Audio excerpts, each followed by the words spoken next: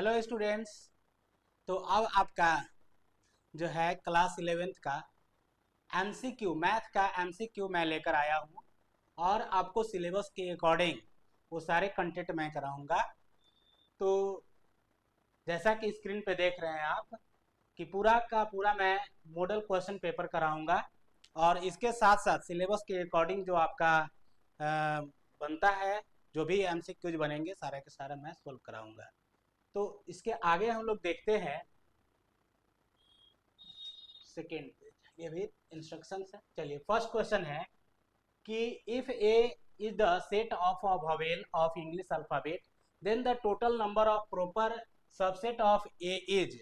इसका मतलब है कि जो अंग्रेजी वर्णमाला के स्वरों का समुच्चय ए है, तो ए के यथार्थ उप समुच्चयों की कुल संख्या क्या होगी, ये पूछा जा रहा है। तो आप जानते हैं कि जो स्वर होती है, भावेल होती है, वो संख्याएं 5 होती है। भावेल की संख्याएं जो होती है वो क्या होती है, 5। तो इसमें नंबर ऑफ प्रॉपर सबसेट जो पूछा जा रहा है, नंबर ऑफ प्रॉपर सबसेट जो होती है वो 2 का पावर n होता है और माइनस इसमें 1 होती है। तो यहाँ पर 2 का पावर n के जगह पे 5 रख दो और माइनस 1 कर लेंगे, तो 2 का पावर 5 यानी कि 32 हो जाएगा। 32 माइनस 1 यानी कि 31। Answer D is correct answer हो जाएगा। ओके, नेक्स्ट क्वेश्चन है second, which of the following is incorrect. इनमें से कौन सा गलत है, इनमें से हमें देखना है कि कौन सा गलत है ना। तो इसमें गलत कौन है इसको हम लोग जानेंगे कि देख रहे हैं कि ए यूनियन बी का डैश यानी कि ट्रांसपोज किया हुआ है does not equal to A dash union B dash, और बी है ए इंटरसेक्शन बी का dash does not equal to A dash intersection B dash, C है ए इंटरसेक्शन ए का डैश इक्वल टू 5। ये तो करेक्ट है, ये भी करेक्ट है, और आप फॉर्मूला के अकॉर्डिंग पढ़े हुए होंगे A union B does not equal to B union A, ये भी करेक्ट है। इसका मतलब इसमें जो गलत ऑप्शन है वो है आपका डी, यही आपका गलत ऑप्शन है। तो ऑप्शन बी जो होगा ये करेक्ट आंसर हो जाएगा दोस्तों। चलो नेक्स्ट क्वेश्चन देखते हैं। नेक्स्ट क्वेश्चन है कि in the given Venn diagram find sets A minus B union B minus A minus B और बी माइनस ए का हमें सेट निकालना है कि क्या होगा। तो अगर आप देख रहे हैं कि ये सेट ए है और सेट ए में से ए माइनस बी करना है, यानी बी वाला ये वाला जो कंटेंट है इसको आप नंबर को हटा दीजिए। तो ए माइनस बी क्या रह गया, ए माइनस बी जो है 3,4,5 सॉरी 7 ये रह गया। और इस तरह से b माइनस ए जो निकालेंगे ये b है और इसमें से a को a वाले को हटा दीजिए, तो b माइनस ए जो होगा वो 5,6 हो जाएगा। अब दोनों को हम लोग यूनियन करेंगे, यूनियन करेंगे मतलब एक साथ कर देंगे। तो a minus B union b minus A अगर निकालते हैं तो दोनों को अगर मिलाकर लिखेंगे तो 3, 4, 5, 6, 7 ये बन जाएंगे। तो ये ऑप्शन किस में है, 3, 4, 5, 6, 7, option B is correct answer. Okay, next question है कि 4 number, set builder form of the interval, set builder form of the interval -2,7 -2,7 का सेट हमें जो सेट बिल्डर फॉर्म में बताना है कि क्या होगी। तो पहले नंबर समझिए कि ये क्या है, बिग ब्रैकेट आ गया यानी कि क्लोज कर लिया, दोनों तरफ से बिग ब्रैकेट है। तो जब कभी भी हम जो सिंबल लगाते हैं इसमें लेस एंड इक्वल टू का साइन लगाते हैं, तो दोनों तरफ से लेस एंड इक्वल टू का साइन होना चाहिए क्योंकि दोनों तरफ बिग ब्रैकेट है। इसलिए देखिए ऑप्शन जो होगा आपका ऑप्शन ए, इसमें देखिए दोनों तरफ से क्या है, लेस एंड इक्वल टू का साइन है, इसलिए हम लोग ऑप्शन ए इसका करेक्ट आंसर हो जाएगा। नेक्स्ट क्वेश्चन होगा 5 number, if x plus 3, 5 and 6, 2x plus y, then values of x and y respectively।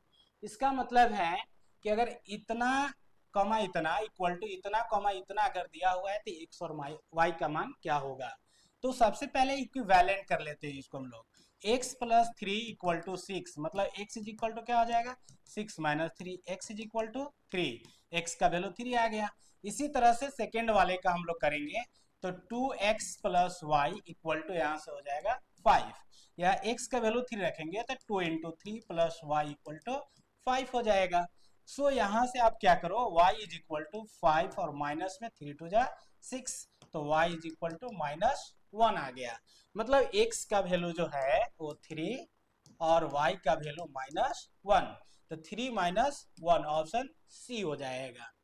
Next question होगा 6 number, the domain of the function fx is equal to 1 by under root 9 minus x square. यहाँ पे देखिए आप, ये इसका हमें domain निकालना है, डोमेन लिखना है। तो डोमेन जो होगा इसका वो क्या हो सकता है, हम लोग देखते हैं डोमेन क्या हो सकता है। यहाँ पर जो वैल्यू दिया हुआ है under root 9 minus x square, यहाँ पे वैल्यू हम देखते हैं कि कहाँ तक रखेंगे कि वैल्यू जो है सेटिस्फाइड करेगा, इक्वल टू 0 हो जाएगा। अगर यहाँ पे आप 0 रख सकते हो, -1 रख सकते हो, ठीक है, -2 रख सकते हो, 3 भी रख सकते हो माइनस में, क्योंकि -3 का स्क्वायर क्या हो जाएगा, वो प्लस -3 का स्क्वायर करेंगे तो ये -9 आ जाएगा, -9 माइनस 9 0 हो जाएगा। इसी तरह से प्लस की ओर अगर चलेंगे तो 1 2 और 3 यहाँ तक रखेंगे तब भी ये वैल्यू 0 देगा। मतलब ये इंटरवल में हमारा होना चाहिए, कहाँ से कहाँ तक होना चाहिए, तो -3 से लेकर के +3 तक होना चाहिए। और वो वैल्यू कहाँ है हमारे पास, तो ये वाला ऑप्शन बी ऑप्शन जो होगा हमारा करेक्ट आंसर हो जाएगा। नेक्स्ट क्वेश्चन है कि the range of the greatest integer function, greatest integer function का रेंज क्या होता है। तो ग्रेटेस्ट इंटीजर फंक्शन का रेंज जो है आप लोग को पता होगा, वो हमारा जेड होता है, ठीक है। नेक्स्ट क्वेश्चन जो है वो है कि 8 number, radian measures of the angle, angle आपको दिया हुआ है 40 डिग्री और 30 मिनट्स है। आप इसे डिग्री में चेंज कर लीजिए पहले, 40 डिग्री प्लस 30/60 कर देंगे तो ये भी हमारा डिग्री में हो जाएगा। ये कट करेंगे तो 1/2 आ जाएगा। 40 प्लस 1/2 दोनों को एक साथ डिग्री में करेंगे, यहाँ से आ जाएगा 42 जा 81, 81/2 डिग्री। अब इसे हमें रेडियन में चेंज करना है, 81/2 इंटू पाई बाई 180 कर लेंगे, ये हमारा रेडियन में आ जाएगा।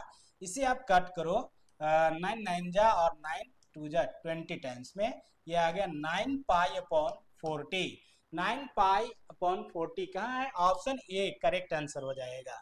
नेक्स्ट क्वेश्चन होगा 9 number, the value of cos -15 पाई/4, माइनस, देखिए दिया हुआ है कॉस -15 पाई/4, तो आप जानते हो कि कॉस माइनस थीटा जो होता है वो कॉस थीटा होता है, तो इसे हम लिख सकते हैं कॉस 15 पाई/4। इसे हम और चेंज कर के लिखेंगे कि कॉस अगर लिखे तो 16 पाई माइनस पाई/4 भी लिख सकते हैं। और एक फार्मूला होता है कि cos 2n minus theta equal to cos theta होता है, तो उस फार्मूले पर सेट करेंगे तो cos पाई/4 आ जाएगा, और cos पाई/4 का वैल्यू क्या हो जाता है, 1/√2। सो ऑप्शन सी जो होगा हम लोग का आंसर करेक्ट होगा। नेक्स्ट क्वेश्चन होगा 10 नंबर, कि value of 2 sin 15 degree into cos 25 degree. तो आप यहाँ देख रहे हैं कि 2 sin थीटा इंटू कॉस अगर 5 हो तो इसका फॉर्मूला क्या हो जाता है, तो यहाँ पे हो जाता है sine theta plus 5 plus sine theta minus 5 हो जाता है। तो इसी फॉर्मूले पे इसको हम लोग सेट करेंगे। देखिएगा यहाँ से साइन करेंगे तो 15 प्लस 75 डिग्री और प्लस साइन 15 माइनस 75 डिग्री हो जाएगा। यहाँ से साइन आपका 90 डिग्री हो जाएगा और प्लस साइन माइनस 60 डिग्री हो जाएगा। यहाँ से करेंगे तो साइन 90 का वैल्यू 1, ये साइन माइनस थीटा तो माइनस साइन थीटा हो जाता है, सो माइनस यहाँ आ जाएगा तो माइनस लेकर आएगा, साइन 60 का वैल्यू √3/2 हो जाता है। इससे अगर हम लोग सॉल्व करें तो क्या आ जाएगा, 2 माइनस √3/2 हो जाएगा। यानी ऑप्शन जो होगा हमारा वो हो जाएगा डी ऑप्शन करेक्ट आंसर हो जाएगा। नेक्स्ट क्वेश्चन होगा 11 number, √1 minus cos 2a by 1 plus cos 2a का वैल्यू क्या होगी, इसे हम लोग जानते हैं। तो एक जानते हैं फॉर्मूला कि कॉस 2a जो होती है वो क्या होता है, 2 कॉस स्क्वायर a माइनस 1 होता है। तो इसी फॉर्मूले का यूज हम लोग यहाँ पे करने वाले हैं। √1 माइनस यहाँ पे कर लेंगे 2 cos square a minus 1 upon 1 plus 2 cos square a minus 1। इसे अगर सोल्व करते हैं तो अंडर रूट क्या आ जाएगा, 1 minus 2 cos square a plus 1 minus minus plus हो जाएगा, और यहाँ पे हो जाएगा, ये देखिए दोनों कट गया तो 2 कॉस स्क्वायर a हो जाएगा। ये दोनों को 1 1 को ऐड करेंगे तो 2 minus 2 cos square a upon 2 cos square a हो जाएगा अंडर रूट में। उसके बाद क्या हो जाएगा कि 2 2 कॉमन लेकर काट देंगे तो under root 1 minus cos square a upon cos square a हो जाएगा। उसके बाद 1 माइनस कॉस स्क्वायर थीटा क्या होता है, साइन स्क्वायर थीटा होता है। तो under root sine square a upon cos square a हो जाएगा। फिर इसका फॉर्मूला हो जाएगा tan स्क्वायर a, और स्क्वायर से ये रूट भी कैंसिल, मतलब क्या आ गया, tan a आ गया। तो ऑप्शन कौन सा, ऑप्शन ए जो होगा वो करेक्ट आंसर होगा। ठीक है, नेक्स्ट क्वेश्चन होगा हमारा 12 नंबर। नेक्स्ट नंबर है 12 नंबर, -5 आयोटा इंटू 1/8 आयोटा का वैल्यू क्या होगी। आप देख रहे हैं माइनस है, 5 1 जा 5/8 और आयोटा आयोटा आयोटा स्क्वायर हो गया। सिंस आयोटा स्क्वायर का वैल्यू -1 होता है, इसलिए क्या हो जाएगा, -5/8 इंटू, अगर हम लोग यहाँ पे -1 रखें तो ये 5/8 आ जाएगा। बट इसको हम लोग अगर क्या स्टैंडर्ड फॉर्म में अगर अरेंज करें तो इतना प्लस 0 आयोटा भी इसे हम लिख सकते हैं। सो ऑप्शन डी जो होगा वो करेक्ट हो जाएगा।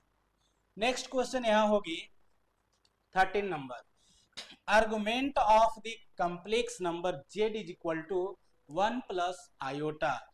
z इज इक्वल टू हमें क्या दिया है, 1 प्लस आयोटा, यानी कि z का स्टैंडर्ड वैल्यू जो होता है ये प्लस आयोटा भी होता है।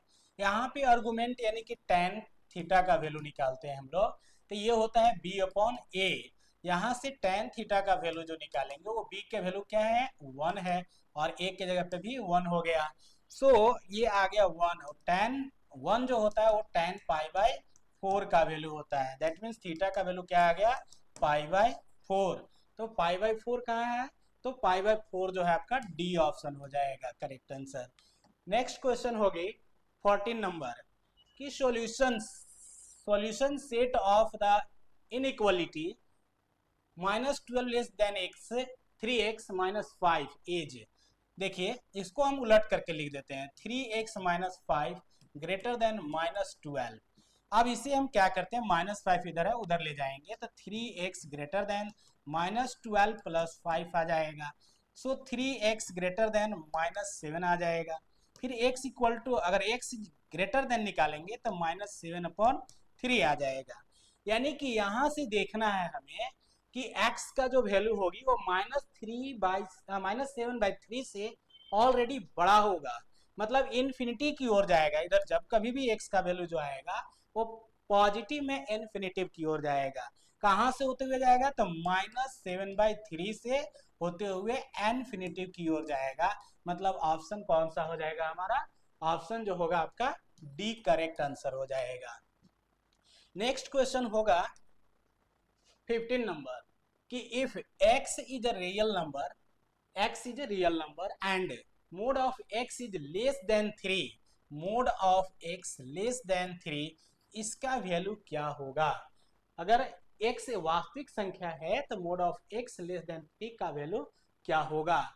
तो इसका आंसर जो होगा हम लोग का वो हो जाएगा, देखिए चूंकि मॉड में है तो मॉड में हम लोग कौन सा वैल्यू रखें कि इसका लेस देन रहेगा।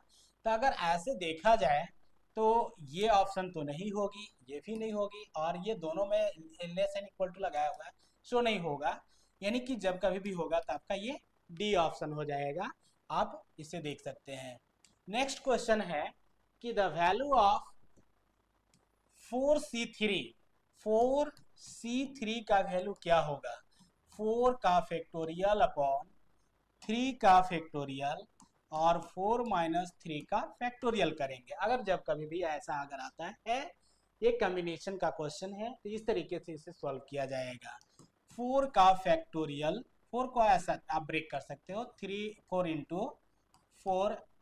इंटू 3 का फैक्टोरियल अपॉन 3 का फैक्टोरियल, और यहाँ माइनस करेंगे तो 1 आ जाएगा। ये 3 फैक्टोरियल से कट गया, क्या रह गया 4/1 यानी कि 4। Option C is correct option. Okay, next question है 17 कि how many 2 digit numbers can be formed from the digits 1 2 3 and 4। यहाँ पे 4 होगा। Repetition of digit is not allowed. इसका मतलब है कि अंक आपको 1 2 3 और 4 दिया हुआ है, इसमें 2 अंकीय संख्या बनाना है। वो कितनी बनाई जा सकती है जिसमें कि अंकों की पुनरावृत्ति जो है अनुमति नहीं है। तो हमें हमारे पास जो है 1 2 3 4 4 संख्याएं दी है, और हमें 2 डिजिट का कोई भी नंबर बनाना है। ये 2 डिजिट का नंबर बनाना है। तो आप बताओ इसमें से 4 अंक में से पहले तो हम कोई भी 4 को ले सकते हैं। अब 4 में से मान लीजिए एक कोई ले लेते हैं तो उसको तो हटा देंगे। अब उसमें से क्या रह जाएंगे, 3 रह जाएंगे, तो उसे 3 लिख दो। यानी कि जो टोटल संख्या बनाई जाएगी वो दोनों का मल्टीप्लीकेशन कर देंगे, वही आंसर निकल जाएगा। आंसर क्या हो गया 12। Option A is correct answer. Next question होगा कि if 16CR equal to 16CR plus 2 then the value of R is। तो इस टाइप के क्वेश्चन को आप फिर से अभी जस्ट मैंने पीछे भी बताया था उसी तरीके से सॉल्व करेंगे। 16 का फैक्टोरियल बाई R का फैक्टोरियल 16 माइनस R का factorial equal to 16 factorial upon R plus 2 का फैक्टोरियल और 16 माइनस R माइनस 2 का फैक्टोरियल हो जाएगा। ऊपर से तो ये कट गए, यहाँ से अगर लूँ तो ये क्या हो जाएगा R का फैक्टोरियल 1 अपन करके, और इससे भी अगर करें तो ये बन जाएगा आपका 16 minus R 16 minus R minus 1 और 16 माइनस R माइनस 2 का फैक्टोरियल, और इज इक्वल टू 1 अपॉन, यहाँ से क्या करेंगे R प्लस 2 को ब्रेक करेंगे, तो R plus 2 R plus 1 minus 1 करते जाते हैं, फिर से यहाँ करेंगे तो R माइनस 1 करेंगे तो यहाँ से हो जाएगा R ओनली बचेगा फैक्टोरियल में, और ये है 16 माइनस R माइनस 2 का फैक्टोरियल। यहाँ पे देखिए ये जो है आपका इससे कट गया, और यहाँ पर फैक्टोरियल R जो है फैक्टोरियल R से कट गया, तो रह क्या गया हमारे पास, जो रह गया वो है 16 माइनस R, और यहाँ देखिए माइनस करेंगे तो ये 15 माइनस R होगा इक्वल टू, क्योंकि 1 1 ऊपर में है तो नीचे भी इक्वल हो जाएगा। सो यहाँ ले लेंगे R प्लस 2 और यहाँ से आपका R प्लस 1 आ जाएगा। अब यहाँ से क्या करते हैं, चूंकि जो ऑप्शन में दिया हुआ है वो R का वैल्यू दिया हुआ है, तो कोई ना कोई ऑप्शन यहाँ से मैच करेगा R का वैल्यू। तो R का वैल्यू अगर मान लीजिए 17, अगर 7 को हम लेके देखते हैं क्या वो सेटअप कर रहा है, तो 7 अगर लेते हैं तो 16 minus 7 15 minus 7 equal to 7 plus 2 7 plus 1, यहाँ से क्या आ जाएगा, अगर यहाँ करते हो तो 8 इंटू यहाँ पे आ जाएगा, सॉरी यहाँ आ जाएगा आपका 9 इंटू 7, यहाँ आ जाएगा 9 इंटू, नहीं यहाँ पे 8 होगा 8, और यहाँ भी 8 आ जाएगा। देखिए यहाँ पे दोनों तरफ इक्वल आ गए, मतलब ऑप्शन जो होगा आपका डी ही होगा। देखिए हमने एक ही बार में लिया, वो आ गया आंसर, बट आप इसको भी चेक करके देख सकते हो। अगर कोई दिक्कत होगी तो आप मुझे कमेंट करके बताना, ठीक है। नेक्स्ट क्वेश्चन है कि the number of terms in the expansion of 1 plus X का power 4 whole to the power 5। इसमें नंबर ऑफ टर्म्स कितने हैं जब एक्सपेंशन की जाएगी। तो आप जानते हो कि अगर मान लीजिए कि a प्लस बी का होल स्क्वायर पावर अगर 2 रहता है तो इसमें a square plus b square plus 2ab number of terms कितने हैं 3 हो गए, क्योंकि जब एक्सपेंशन किया जाएगा मतलब जब भी किसी बाइनोमियल को अगर हम लोग एक्सपेंड करते हैं तो जो नंबर ऑफ टर्म होती है उसके पावर से जस्ट 1 अधिक होता है। तो यहाँ पर आप देख रहे हो कि होल पावर है तो इसको हम लिख सकते हैं 1 प्लस एक्स का पावर 4 5 जा 20। तो नंबर ऑफ टर्म्स जो होगी इसमें वो टोटल कितने हो जाएंगे, तो 20 प्लस 1 यानी कि 21। Option C is correct answer. So next question अब हमारा होगा 21। 21 क्या है कि if a1 is equal to 3 an is equal to a 3an minus 1 plus 2, तो a3 का वैल्यू क्या होगा। आपके पास an का वैल्यू 3an माइनस 1 प्लस 2 दिया हुआ है, आप a2 रखो, मतलब n के जगह पे अगर 2 रखते हो तो 3 यहाँ पर 2 माइनस 1 1 हो जाएगा प्लस 2 हो जाएगा। 3a1 का वैल्यू यहाँ से दिया हुआ है 3, तो 3 रख देंगे प्लस 2 यानी कि 3 3 जा 9 और 2 11। a2 का वैल्यू आ गया आपके पास 11।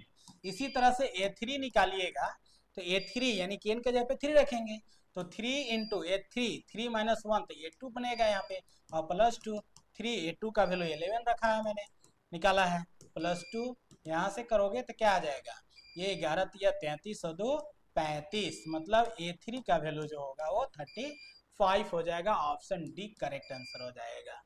नेक्स्ट क्वेश्चन है 22। If in a GP the third term is 24 and sixth term is 192, then first term is equal to, अगर आपके पास जीपी में थर्ड टर्म कहें तो ए आर स्क्वायर a3 जो दिया हुआ है a r square is equal to जो है 24 है, और सिक्स टर्म मतलब कि a6 जो है आपका वो ए आर 5 इक्वल टू 192 दिया हुआ है।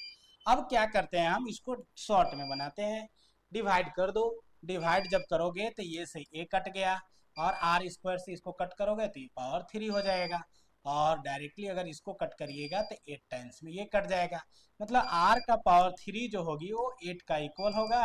Are equal to under root cube root क्या हो जाएगा 8, दैट मीन्स आर का वैल्यू 2 निकल गया। अब आर का वैल्यू 2 निकल गया, हमसे पूछा है कि पहला पद क्या होगा, that means a r square equal to अभी जस्ट आपके पास क्या है कि 24 दिया हुआ है, और ए का वैल्यू अभी मैंने नहीं निकाला है, ए का वैल्यू निकालना है। सो ए इंटू आर का वैल्यू यहाँ पर 2 का स्क्वायर करेंगे और इक्वल टू 24, तो ए इंटू 2 का स्क्वायर 4 इक्वल टू 24, 4 6 जा मतलब ए का वैल्यू 6, फर्स्ट टर्म जो होगा वो 6 हो जाएगा। Option C is correct option. ठीक है, नेक्स्ट क्वेश्चन हो गया हमारा 23। If M of two numbers 3 and x, 3 and x दो नंबर कौन कौन है, तो 3 एंड x है, x का वैल्यू जो होगा वो 0 से बड़ा होना चाहिए, इज 15, मतलब अर्थमेटिक मीन दो नंबरों का अर्थमेटिक मीन 15 दिया हुआ है, तो उसका ज्योमेट्रिक मीन क्या होगा, गुणोत्तर माध्य क्या होगी वो निकालना है। तो हमारे पास दो संख्याएं कौन कौन है x और 3, तो अकॉर्डिंग टू क्वेश्चन अगर हम लोग चलते हैं तो x प्लस 3/2 इसका हम लोग एम निकालते हैं जो कि कितना दिया है 15। एम क्या होता है कि दोनों संख्याओं का एडिशन बाई 2 हो जाता है, तो इस तरह से अगर x का वैल्यू निकालोगे तो 15 टू जा 30 माइनस 3 मतलब x का वैल्यू क्या आ गया 27। नाउ हमें क्या निकालना है जीएम, जीएम का वैल्यू क्या होता है जो दो संख्याएं दी है उसका हो जाता है अंडर रूट, मतलब 3 इंटू एक्स निकाल देते हैं तो ये क्या हो जाएगा under root 3 into x, x का वैल्यू क्या है 27, ये हो जाएगा आपका 81, और 81 का रूट क्या हो जाता है 9, मतलब जीएम क्या हो जाएगा आपका वो हो जाएगा 9। ऑप्शन क्या हो जाएगा बी ऑप्शन करेक्ट ऑप्शन हो जाएगा। नेक्स्ट क्वेश्चन है कि the slope of a line passing through the points, slope of line, एक लाइन का स्लोप निकालना है जो कि पॉइंट से इतना से पास कर रहा है। पॉइंट्स आपके पास दिया हुआ है, मान के चलिए कि ये x1 है, ये y1, ये x2 और ये y2। तो इसका स्लोप यानी m का वैल्यू निकालना है। तो m इक्वल टू क्या होता है कि ये होता है आपका y2 minus y1 upon x2 minus x1। तो इसी फॉर्मूले पे सेट कर देना है। तो 4 माइनस 2 हो जाएगा और y में यहाँ से 1 माइनस माइनस प्लस 3, तो ये आ जाएगा 2/4, कट करेंगे तो ये आ जाएगा 1/2, मतलब कि m का वैल्यू 1/2 आ गया। 1/2 कहाँ है? ऑप्शन ए करेक्ट आंसर हो जाएगा।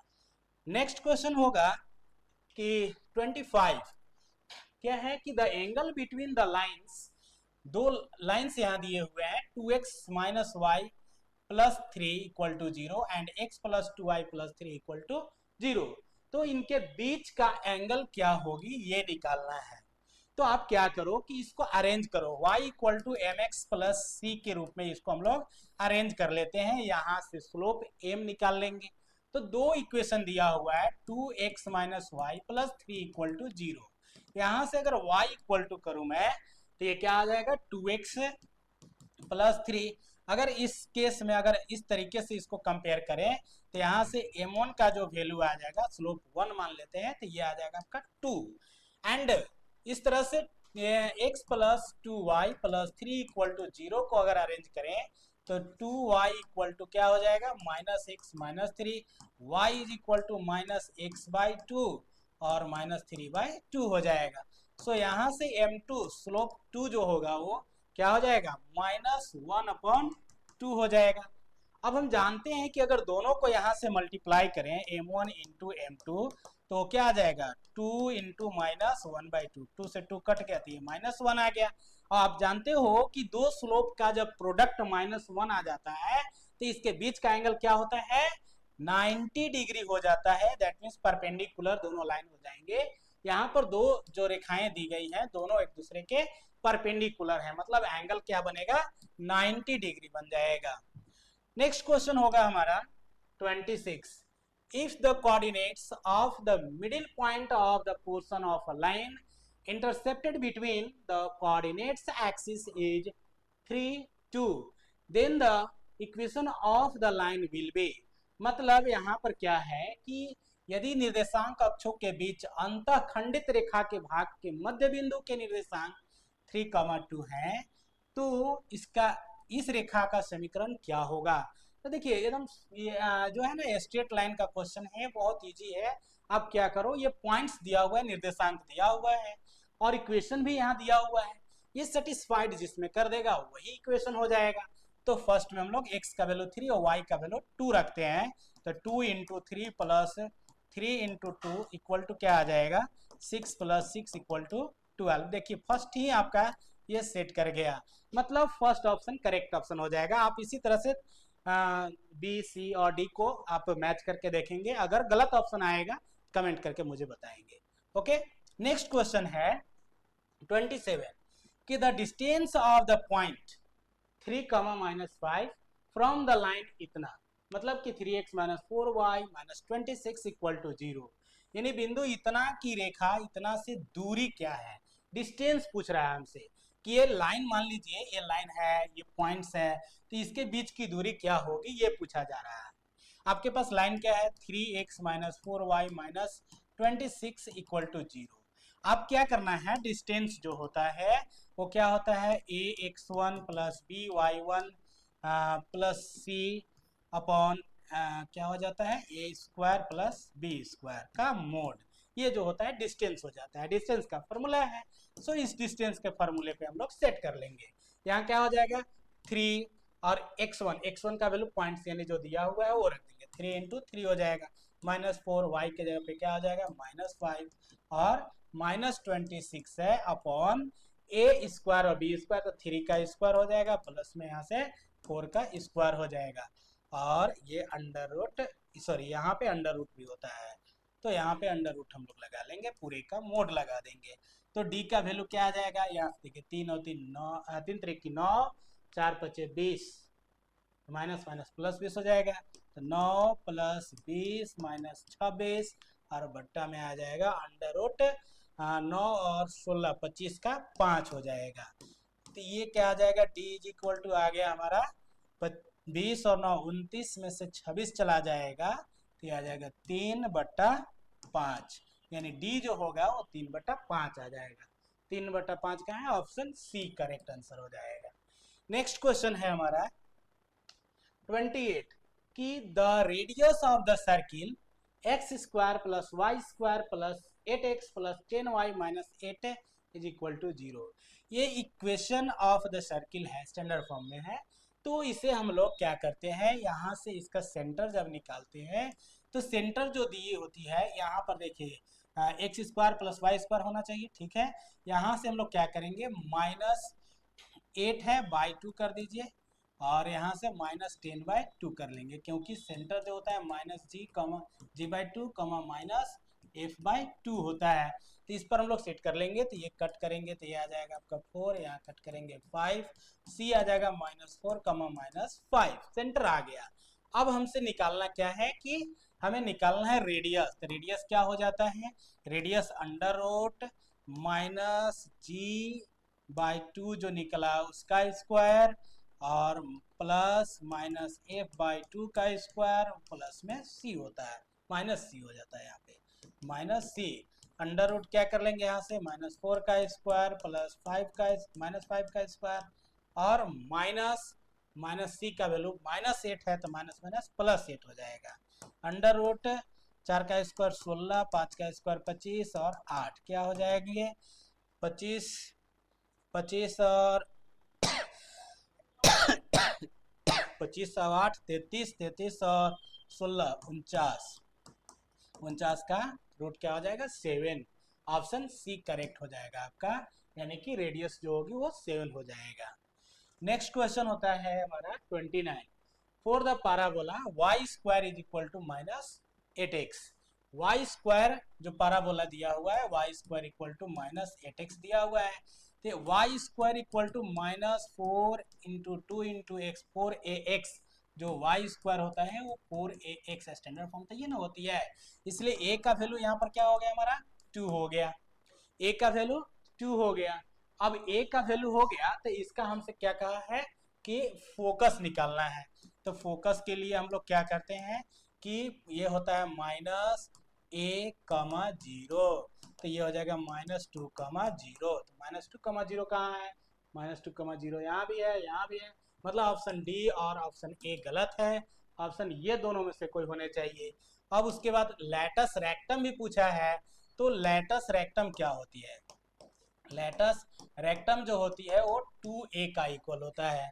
तो 2 और a का वैल्यू क्या निकला है, a का वैल्यू हो जाता है हमारा 4a होता है, यहाँ पे गलत लिख रहे हैं, यहाँ पे क्या होता है 4a।